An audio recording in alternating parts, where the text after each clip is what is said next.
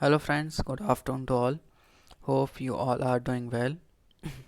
आज के लेक्चर में हम जो हमारा सिलेबस के न्यू सिलेबस के अकॉर्डिंग पहला पॉइंट था वो था हमारा गवर्नमेंट ऑफ इंडिया एक्ट 1919। तो गवर्नमेंट ऑफ इंडिया 1919 की जो भी इम्पोर्टेंट इसके अंदर के जो फीचर्स हैं एक्ट के और थोड़ा सा बैकग्राउंड, तो हम इसको डिस्कस करेंगे इस लेक्चर में।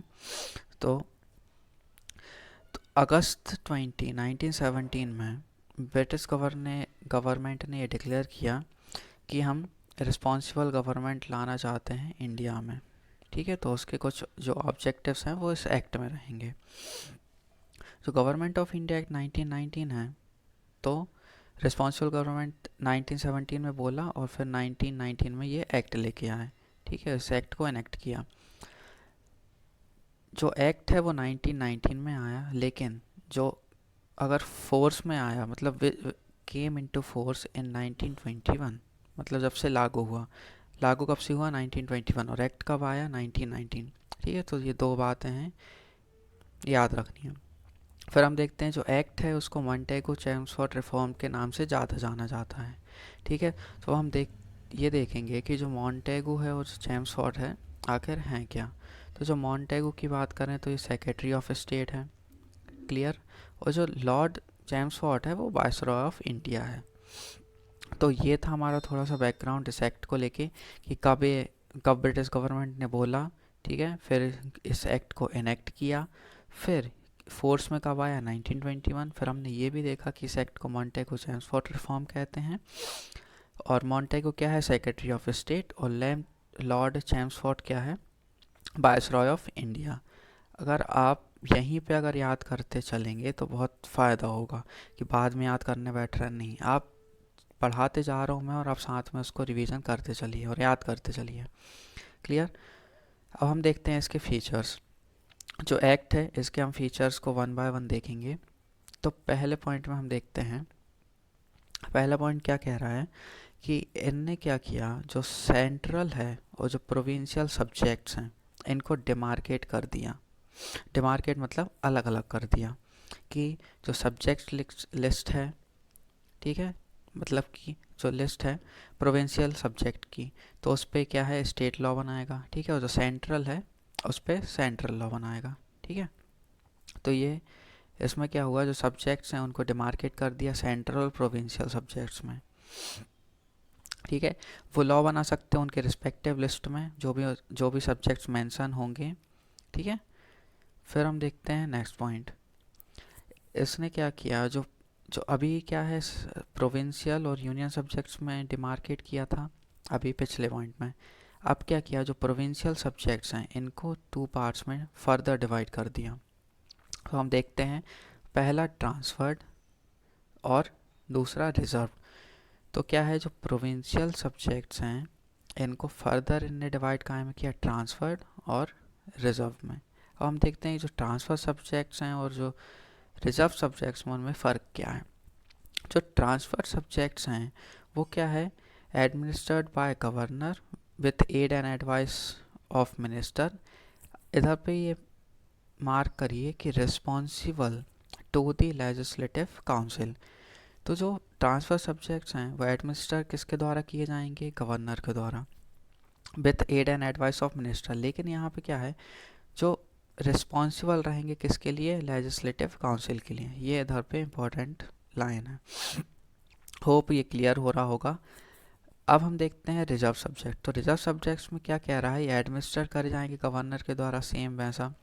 जो एग्जीक्यूटिव काउंसिल रहेगी वो without responsible to the legislative council.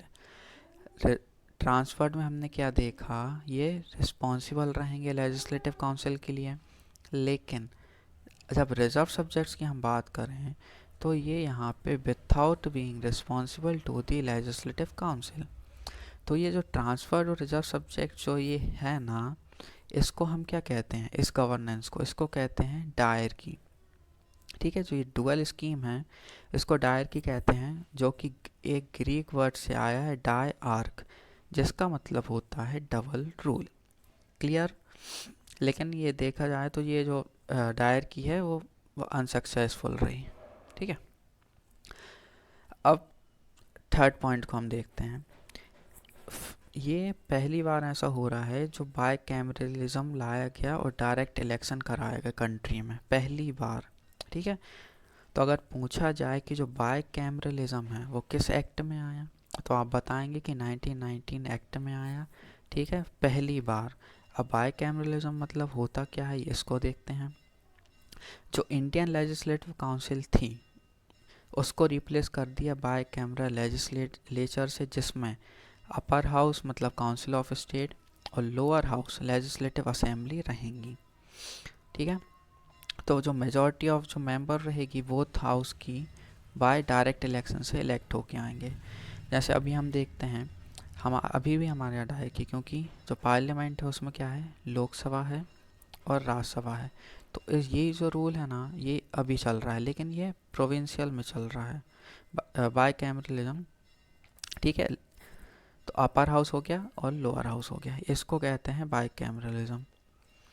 फिर नेक्स्ट पॉइंट, इसने क्या किया, ये जो 6 मेंबर की जो वायसरॉय एग्जीक्यूटिव काउंसिल रहती थी उसमें से मतलब 6 में से 3 जो मेंबर रहेंगे वो इंडियंस रहेंगे।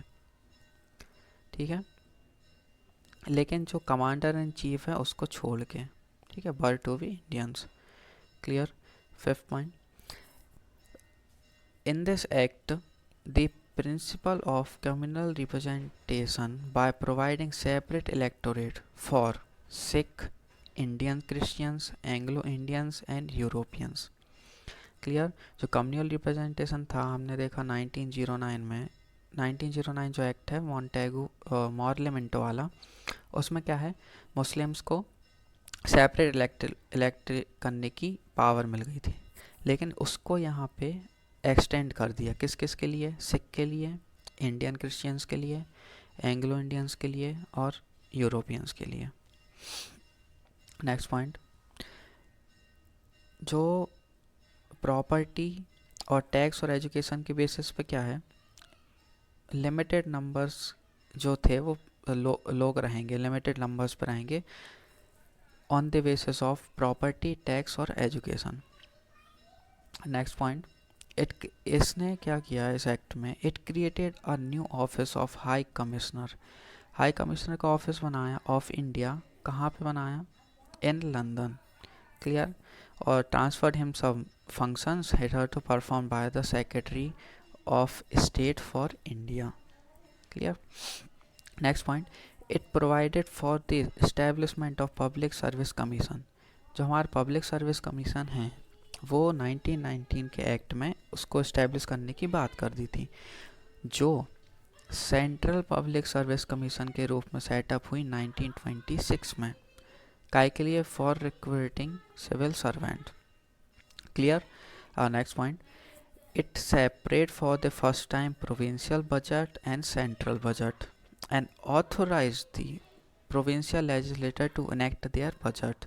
मीन्स इस एक्ट में क्या हुआ, जो प्रोविंशियल बजट है और जो सेंट्रल बजट है इसको क्या किया, सेपरेट कर दिया। ठीक है, सेंट्रल और स्टेट बजट को। Next point, it provided for a appointment of a statutory commission to inquire into and report on its after 10 years of its coming into force. क्या बोला कि एक स्टैट्यूटरी कमीशन बनाएंगे जो इंक्वायर करेगी और रिपोर्ट देगी, जो वर्किंग है 10 years की। ठीक है, तो ये था हमारा गवर्नमेंट ऑफ इंडिया एक्ट 1919। हमने इसका बैकग्राउंड देखा, बैकग्राउंड के बाद हमने जो इसके फीचर्स हैं उनको डिस्कस किया। तो यहाँ पे हमारा जो गवर्नमेंट ऑफ इंडिया एक्ट 1919 है वो कंप्लीट होता है।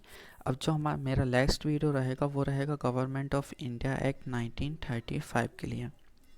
तो होप ये गवर्नमेंट ऑफ इंडिया एक्ट 1919 आपको क्लियर हुआ होगा। तो आज का लेक्चर बस इतना ही, मिलते हैं अगले लेक्चर में। Thank you.